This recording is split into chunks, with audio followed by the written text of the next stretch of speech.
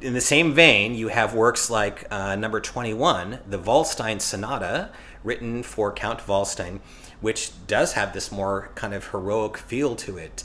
And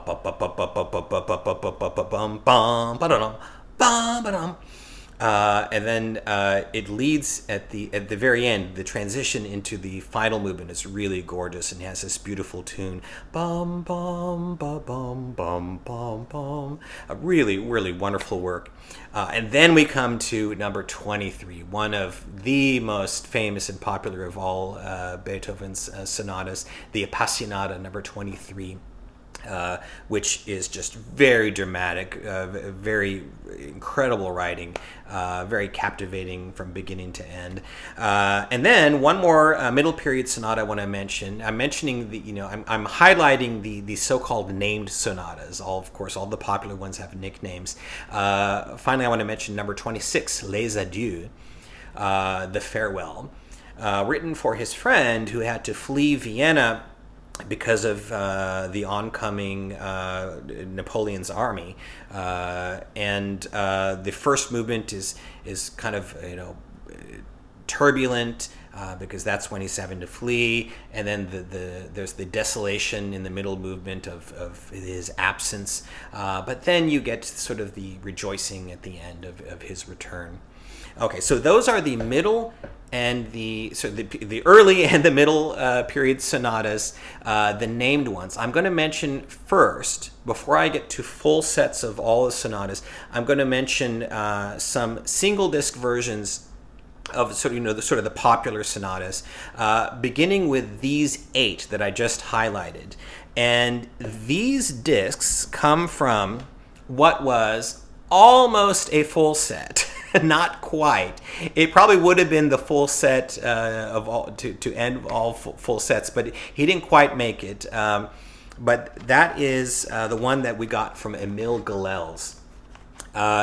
The earlier sonatas, from the Pathétique through the Tempest, these were recorded digitally in the early 80s. And then we have those 3 middle period sonatas, 21, 23, and 26. These were recorded in the early 70s. They all sound very good. And Gilels was just made for Beethoven playing. He had that very powerful tone, wonderful imagination, just immaculate judgment, but also soft, beautiful tone as well in the softer stuff. He somehow managed to mix very smooth legato playing, but also with clarity. Everything sounds, you hear it very clearly, and yet it never sounds percussive. It had this really full, nice tone that allows the expression of the music to really come out. A very powerfully dramatic as well as a thoughtful pianist. So you can't go wrong if you're getting to know the Beethoven sonatas through Gilels. Unfortunately, again, he did not quite finish the entire thing. He really only is missing a handful of sonatas, most notably the very last one, number 32. Another single disc version I'm going to mention. Now, most of these have the 3 most popular sonatas of all, the Moonlight, the Pathétique, and the Appassionata, mixed in with another one or two. And in this case, we have a recital from Arthur Rubinstein from the early 60s that includes those 3 plus Les Adieux. And Rubinstein is not necessarily a pianist that you always associate with Beethoven. He's considered kind of the cultivated gentleman, and then we think of Beethoven as being more, kind of unbuttoned and dramatic. But this is a really beautiful version. The Moonlight, the opening of the Moonlight is just gorgeous. It's really one of the best Moonlights on record. Les Adieux is also wonderful. I'd say maybe the Appassionata is one where you maybe can hear it being a little bit more unbuttoned, a little bit more unbridled passion, but his musicality is so wonderful that one too is just a really strong performance. So this is one that I consider one of the great Beethoven single discs. Also want to mention Claudio Arrau, who did do a complete cycle. I'll get to those later, but I did want to mention this sort of sampler we get of the 3 most popular. It was recorded in the 60s. And Arau, like Gilels, he had this beautiful, powerful tone, wonderful legato, and he was very much a searching artist, very much a romantic at heart, very ruminative. He tended to sometimes linger, could be a little bit deliberate sometimes. Sometimes, if you're a person who wants the music to go, Arau may not always be your cup of tea. He did sometimes tend to linger and take things a little bit slower, but always just very impassioned, very, very powerful playing, and just wonderful for Beethoven. Now, by contrast, we have Rudolf Serkin, who incidentally was born within a few weeks of Claudio Arau, and then died within a few weeks of Claudio Arau at the age of 88. It's you don't often see that of almost exactly contemporaneous from two artists who overlapped the way these two pianists did. But the other irony of that is that they were very different. He didn't have that kind of smooth legato. He was more. He had more of a clear sound, very, very articulated, and he definitely was not one to linger. He kept things moving forward. That's sort of the momentum of the line, and it also works really well and very powerfully, especially in the faster movements, and it works like the Appassionata, where I think his style was particularly suited for. That's a really excellent interpretation. He does also add Les Adieux in this recording. By the way, these are from 1962. But the Les Adieux is from the late 70s, and it's a good recording, but he was kind of past his prime, so it's not quite on the level of the other three, but it does make for a good bonus. And then I have to mention another excellent single disc version from the Czech pianist Ivan Moravec. Now, again, we're going another contrast. He was a pianist that could often linger, could often be somewhat deliberate in his tempos. Just a really imaginative artist, very impassioned.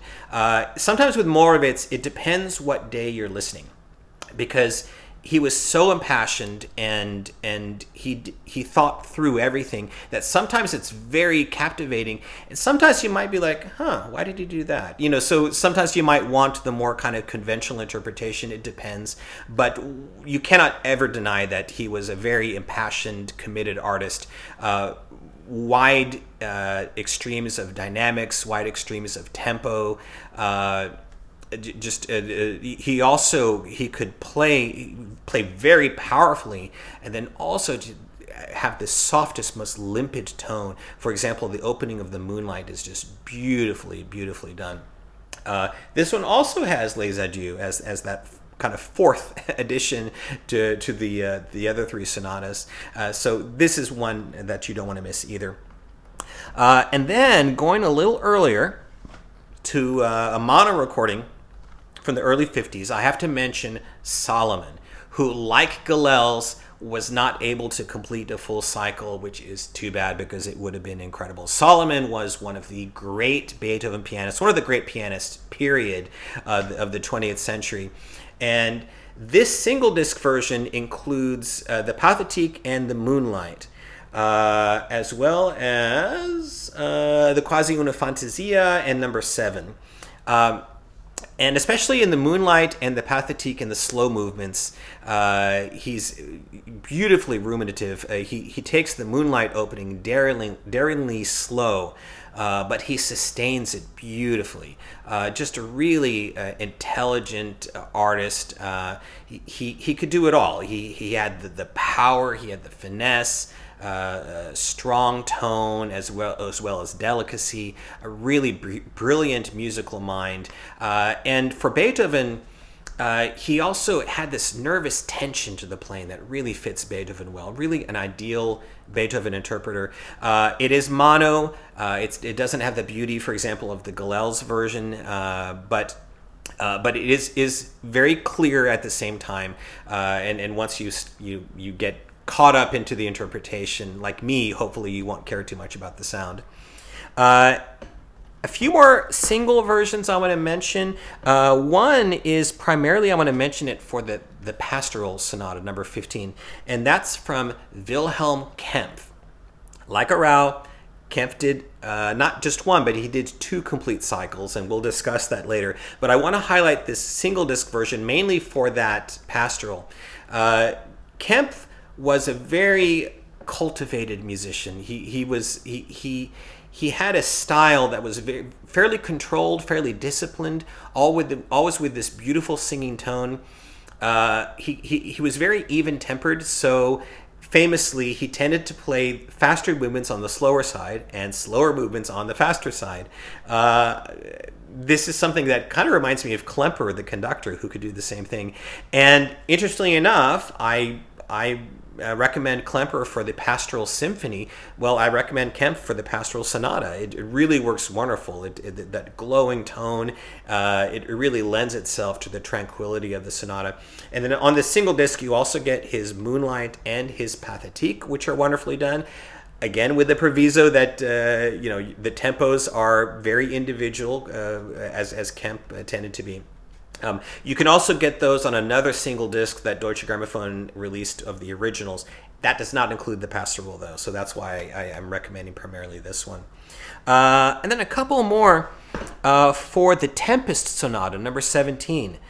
I want to recommend Sviatoslav Richter. Should be no surprise to anybody who knows Richter that he combines virtuosity and power with a probing mind. It's very intense, beautifully flowing in that final movement, and recorded in 1961 so fairly good sound. That's an excellent Beethoven sonata version, as is this, the Appassionata, one of the most famous Beethoven sonata recordings ever made from 1960. Just incredible. The thing about Richter is he was one of those pianists who he had such incredible technical ability that it freed him up artistically. He was never limited at all. So he could really just go for it and just pour himself into it. And that's what you get here with the Appassionata. Just incredibly exciting, incredibly dramatic, and captivating, and an iconic version for good reason. You're going to want to have this even if you, for whatever reason, didn't want the Appassionata. I also recommended the Brahms Piano Concerto number 2. That's also an iconic version. I recommended that in my concerto survey. So you're going to want this disc either way. Okay, so now we've discussed the early and the middle sonatas. Now let's talk about the late sonatas. And like Beethoven's string quartets, the late sonatas found him in more sort of contemplative form, a little bit more experimental, a little bit more mercurial, you might say, more introspective, not as dramatic as you get with those heroic middle period sonatas. Although, maybe the most famous of all of these is number 29, the Hammerklavier, which begins with this incredibly technically difficult first movement, which does sound like hammering, but that's not really how it got its name. It simply got its name because Hammerklavier is the German word for piano.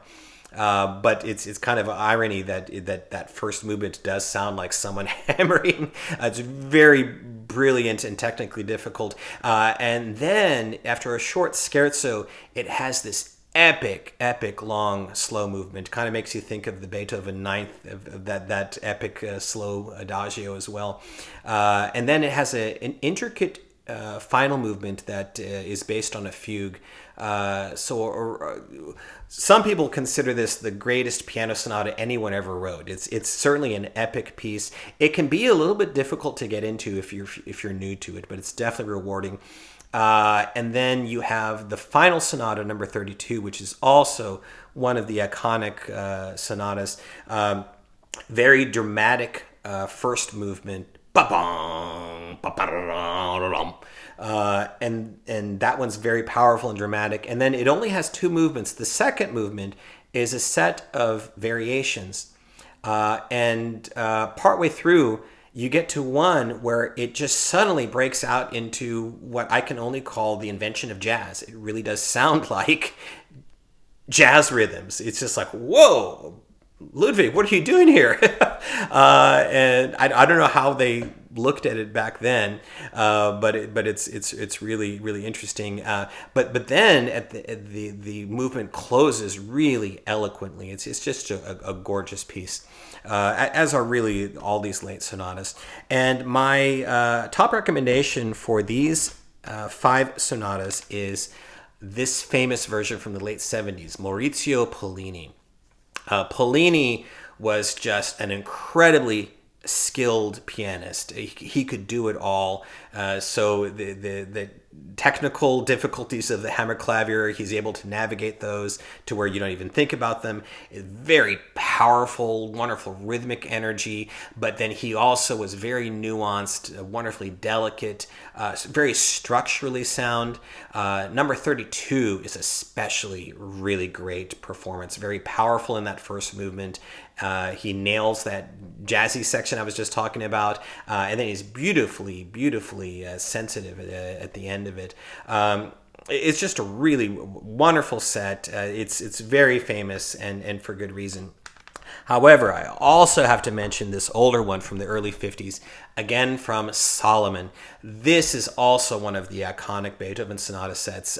Solomon just brings that technical ability, that wonderfully strong tone, as well as delicate touch in the softer movements, but with a keen musical mind. These introspective works really fit him well.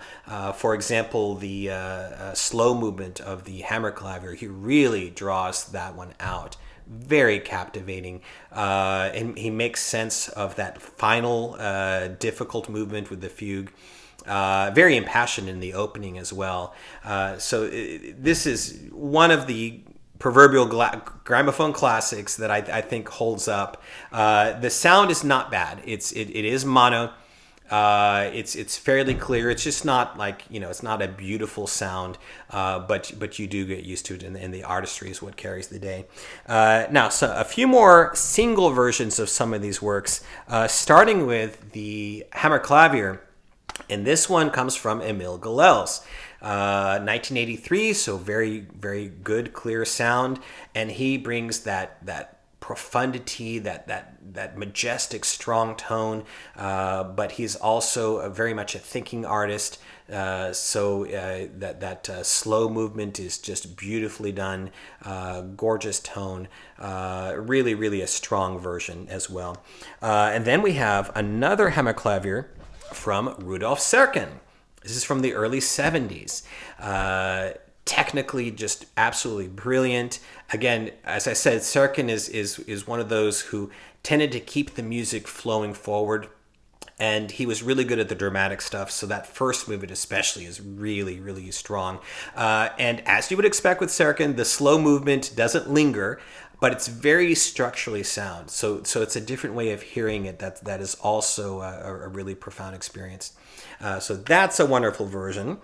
Then I also want to mention this recital. It's a live recital from 1963 with Sviatoslav Richter. This was done in Leipzig, of just the final 3 sonatas, 30, 31, and 32. And this is just brilliant. It brings his, he's got the technical skill, he's got the strong tone, but he also had that probing mind. So especially for these late sonatas, it's really illuminating. The last sonata, number 32, is particularly moving. The way he in that last movement kind of goes off into this beautiful space. It really is. I mean, and it's really something to think that this enormous canon that Beethoven created, that's where the whole thing came to a close. Just a really wonderful version. A little bit noisy. It's a live performance, a little bit distant, but the piano sound is definitely very clear. And then finally, again in that last sonata, I want to mention this version. This is a studio version from 1965. Another keyboard giant, Arturo Benedetti Michelangeli. Unfortunately, did not give us very much Beethoven, and this really makes you wish we had more. It's a wonderful musical judgment. Michelangeli had that clarity, he was very refined, the beautiful tone. Everything was always very thought out, and yet it also sounded spontaneous, very powerful, just a real captivating interpretation as well. Okay, so that is single disc versions of the Beethoven sonatas, or short collections of them. Now let's talk about the Mount Everest of piano playing, the full sets of the Beethoven sonatas, all 32. My top choice is one that unfortunately is a little bit hard to find. It's not on a major label, and it might be on different labels as well. This just happens to be the one that I got it on. And this one comes from 1967, fairly good sound. Comes from Friedrich Gulda, and this is on the Amadio label, I believe is what it's called. I'm pretty sure there are some other places where you can find it. I have seen this version streaming, so if you look for this picture, you'll know where to find it. We mentioned Gulda with the Beethoven cello sonatas, the wonderful set he did with Pierre Fournier. He's maybe not as well known as some of these other pianists we've discussed, but this is a wonderful set. Just wonderful musical intelligence and judgment, wonderful clarity, very virtuosic. He has the technical side down, but he's also a very probing musician. Nice flexibility between tempo and shaping and dynamics. Just a really consistently excellent set, and I think a wonderful way to get to know the Beethoven sonatas. I also want to recommend, somewhat different in its character, this one from the late 70s, Annie Fisher. Fisher is definitely a very emotive performer, and this set really goes for it, which is what you want from Beethoven. It's very assertive, very expressive, really powerful sonorities. It's actually excellently recorded as well. I think of the opening of number 32, for example, that dramatic, powerful opening. Just listen to how Fischer begins that. It's really an emotional experience, which is what you want from the Beethoven sonatas. So not a set that I would want to be without either. And then we have, I mentioned him in the sampler disc. Don't want to forget this one, Claudio Arrau. The same qualities that I mentioned earlier, very, very probing, very romantic, introspective, but also powerful and dramatic, beautiful legato sound. Sometimes could be, for some people's taste, a little bit too deliberate, in kind of smelling the roses, you might say, instead of pressing forward. But I love it. I think it's wonderful for Beethoven, and not a set that I would want to be without either. And then going back a little bit further, that one, by the way, is from the 60s. This one is around the same time, from the late 50s through the late 60s. The only one that's recorded earlier in mono is the Hammerklavier. But this is from Wilhelm Backhaus. Now, Backhaus was a giant of the early 20th century. He recorded this set in his 70s and even into his 80s in some of the last recorded sonatas. Backhaus started studying in the late 19th century with Eugene d'Albert, who was a student of Liszt's. So he's got quite a pedigree, an incredible technical skill. It's quite different from Arrau. The tempos can actually be often quite a bit faster. He's a little bit more of a sort of a no-nonsense interpreter. Doesn't linger. It's very assertive, very clear, but also very dramatic. Really wonderfully captivating interpretations. For example, the opening of the Pathétique, often it's like bum, ba bum, ba bum, bum. That's kind of maybe exaggerated, but with Backhaus, it's bum, ba bum, ba bum, bum, ba dum, ba dum, ba dum, ba dum. So it can sometimes be a little bit too, for some people's taste, maybe a little what's the way to put it? Maybe doesn't linger enough, but it's always illuminating, and he's had so many creative insights. This is not a version I would want to be without. Fairly well recorded, and really impressive playing for a man that was, at that age. Then we go back a little bit in time to the early 50s to this mono set. Now we come to Wilhelm Kempff. Of course, he also recorded it in stereo, one of the most famous sets around. And there has always been this debate between the mono and the stereo. I'm one of those that prefers the mono. I think there was more of an alertness to the interpretations, a little bit more spontaneous sounding for a performer who tended to be on the control side. The sound is pretty good mono too. It's fairly clear. I mean, it's just a piano, so you're not having to worry about balances and such. And Kempff, he brought those golden tones. He couldn't make an ugly sound to save his life. So it's very cultivated artistry.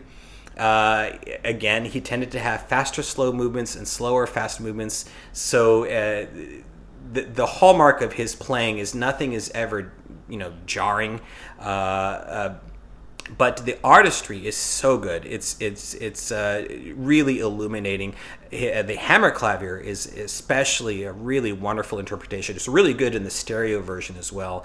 Kempff is a pianist that I often don't recommend as a first choice because he was so individual in his style, and yet I almost never want to be without a Kempff version of something because it's just always artistically illuminating. For example, the Moonlight opening. So yes, he does take it faster. So we tend to think of more of a gentle repose. But at that faster tempo, because he's so musical, it's really beautiful. So that might be one for you to sample if you're thinking about Kempff. But I have to mention for Beethoven Sonata. Complete Beethoven Sonata cycles, the old granddaddy of them all, Arthur Schnabel, which for me absolutely deserves its status as one of the classics of the gramophone. Schnabel brought all those qualities of an intelligent mind, very passionate, almost volatile sometimes in the more dramatic movements, but then also this beautiful legato, beautiful touch and color, always thinking through everything, even the spaces between the notes. He just had such an instinctive feel for Beethoven. This was recorded in the early 30s. The sound is dim. It's just something you have to get used to if you admire the playing. This is the EMI version. There are other, I know Naxos has come out with the whole cycle in individual discs. There's also Dante is another label that has come out with one that actually has a little bit stronger piano presence. I think the one good thing about the EMI is even though the sound is limited, they've done a fairly good job at limiting the surface noise. So for some listeners, they might even prefer that. But in any case, it is an iconic set. Listen, for example, to the end of The Tempest. The way he shifts it around, it's just so nervous and restless, and then the introspection that he brings to the late sonatas as well. Just a wonderful set. Thanks for watching. I wish you all a great day and happy listening.